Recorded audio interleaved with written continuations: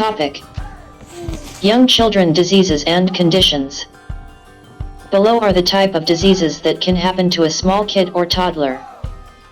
Attention deficit/hyperactivity disorder, is it ADHD? Asthma. Autism spectrum disorders. Blood clots. Cancer. Chickenpox. Children's mental health. Common cold. Cytomegalovirus infection. Developmental disabilities.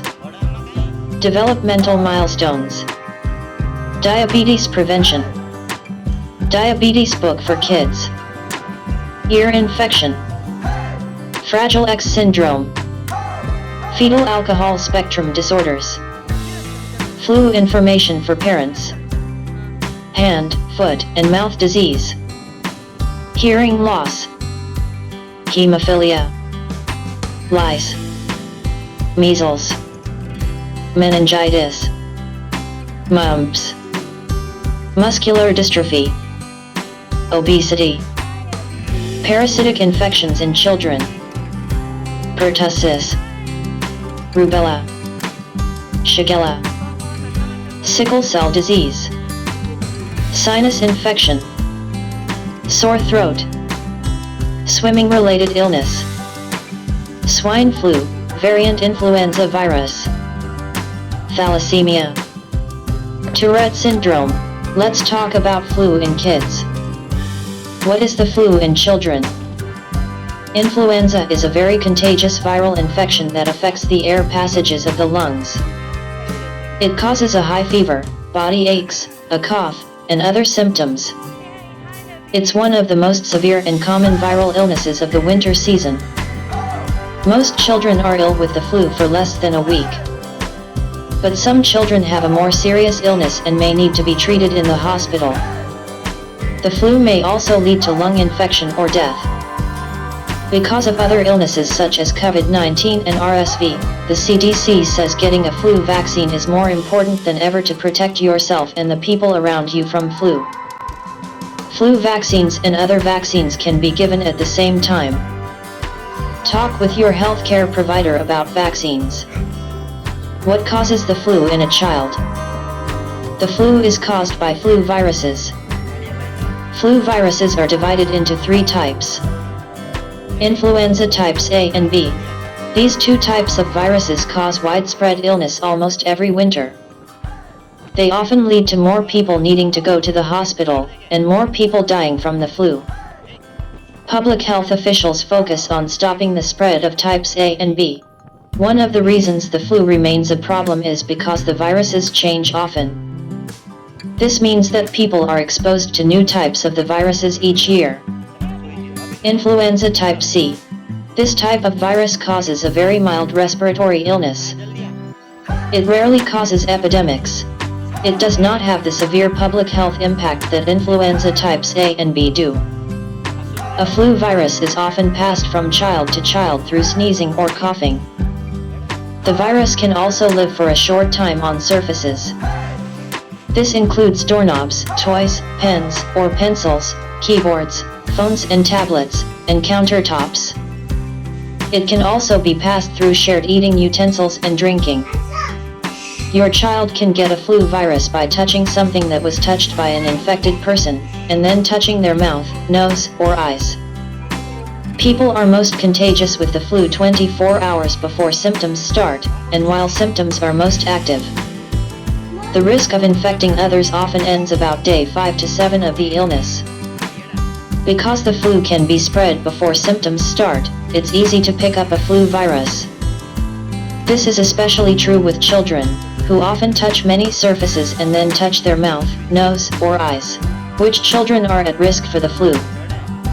A child is at greater risk for the flu if they are around people infected with the flu, haven't had the flu vaccine, don't wash their hands after touching infected surfaces. Young children and children with certain underlying health conditions are at increased risk for a hospital stay or severe or complicated influenza infection. What are the symptoms of the flu in a child? The flu is a respiratory disease, but it can affect the whole body. A child can become suddenly ill with any or all of these symptoms. Fever, which may be as high as 103 degrees Fahrenheit to 105 degrees Fahrenheit. Body aches, which may be severe. Headache. Sore throat. Cough that gets worse. Tiredness. Runny or stuffy nose. In some cases, your child may also have symptoms such as nausea, vomiting, diarrhea. Most children recover from the flu within a week, but they may still feel very tired for as long as 3 to 4 weeks. It's important to note that a cold and the flu have different symptoms. Cold symptoms: low or no fever, sometimes a headache, stuffy, runny nose, sneezing, mild, hacking cough, mild body aches, mild tiredness, sore throat. Flu symptoms: high fever, headache in most cases, clear nose or stuffy nose in some cases, sneezing in some cases, cough, often turning severe, severe body aches, extreme tiredness that can last weeks, sore throat in some cases. A cold is usually mild and often goes away after a few days. The flu can cause severe symptoms and lead to problems such as pneumonia and even death. Many flu symptoms may be caused by other health problems. Make sure your child sees their healthcare provider for a diagnosis. How is the flu diagnosed in a child? The healthcare provider will ask about your child's symptoms and health history. They will give your child a physical exam. The symptoms are often enough to diagnose the flu. Other tests may be done, such as a nose or throat swab. This depends on your child's symptoms and overall health. How is the flu treated in a child? Treatment will depend on your child's symptoms, age, and general health. It will also depend on how severe the condition is. The goal of treatment is to help prevent or ease symptoms. Treatment may include medicines such as Acetaminophen. This is to help lessen body aches and fever. Don't give aspirin to a child with a fever. Antiviral medicine. This may help to ease symptoms and shorten the length of illness. The medicine can lessen the chance of developing an ear infection from the flu. It may also help decrease other complications, including the need for hospitalization. The medicine is most useful if started within 2 days after symptoms start. But it may be started later if the child is having complications or is at high risk for them. Antibiotics aren't effective against viral infections, so they are not prescribed. They may be used, though, if your child has developed bacterial pneumonia. Otherwise, treatment focuses on helping ease your child's symptoms until the illness passes. Talk with your healthcare providers about the risks, benefits, and possible side effects of all medicines. Also, make sure your child gets lots of rest in bed, drinks plenty of fluids. What are possible complications of the flu in a child? The flu can cause severe breathing problems. A child with severe symptoms may need to stay in the hospital. The flu can lead to a lung infection called pneumonia. In some cases, the flu can lead to death. Children who have other health conditions that affect breathing, such as asthma, are at greater risk for flu complications. Their asthma or other lung condition can also be triggered by the flu. Children with the flu are also more likely to develop ear infections. How can I help prevent the flu in my child? The best way to prevent the flu is to have the yearly flu vaccine. Each year, a new flu vaccine is available before the flu season starts. Flu shots and nasal spray are available. Talk with your healthcare provider if you have questions about how vaccines work and how well they prevent flu. The flu vaccine is most often given as a shot into the muscle. For babies and young children, it's given as a shot in the thigh muscle. In older children, it's given as a shot in the upper arm muscle. It's also available as a nasal spray for healthy children over the age of 2, including teens who are not pregnant. Check with your child's healthcare provider to see which is the best choice for your child. The first time a child between the ages of 6 months and 8 years gets a flu vaccine, they will need a second flu vaccine 1 month later. This is to build up protection against the flu. Get your child's first dose as soon as the vaccine is available. This allows the second dose to be given. This will give your child the best protection for the flu season. After the first flu season, your child will need only 1 dose. The vaccine is advised for all children 6 months and older.